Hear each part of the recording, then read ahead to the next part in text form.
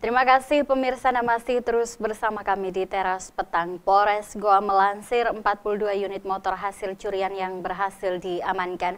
Bagi masyarakat yang merasa kehilangan motor bisa mengecek ke Polres Goa dan membawa kelengkapan surat-suratnya.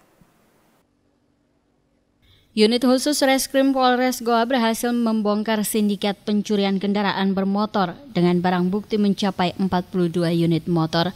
Dari jumlah barang bukti tersebut, polisi mengamankan 2 orang tersangka di Polres Goa. Polres Goa melansir puluhan sepeda motor hasil curian tersebut kini berada di Mapolres Goa dan siap dikembalikan kepada pemiliknya masing-masing. Salah satu sepeda motor yang ditemukan adalah sepeda motor dengan plat DD4357I ini, dan bagi yang merasa memiliki sepeda motor tersebut dipersilakan datang ke Mapolres Goa sambil membawa dokumen resmi kendaraan. Jadi dari 42 unit ini masih baru teridentifikasi sebagian dan sebagian pemiliknya juga sudah konfirmasi ke kami.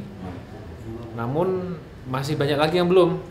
Nah, agar yang belum ini silahkan datang kalau merasa kecurian di wilayah Polsek Rapocini, Manggala, Panakukang, kemudian Jeneponto juga, pokoknya wilayah-wilayah Makassar itu ya. AKP Muhammad Yunus Saputra mengimbau kepada masyarakat untuk mengecek apabila merasa kehilangan motor di daerah Rapocini, Panakukang, Manggala, Jeneponto, Goa, dan sekitarnya. Penyerahan secara simbolis rencananya akan dilaksanakan Rabu 24 Juni 2015 pukul 11 siang waktu Indonesia Tengah di Polres Goa.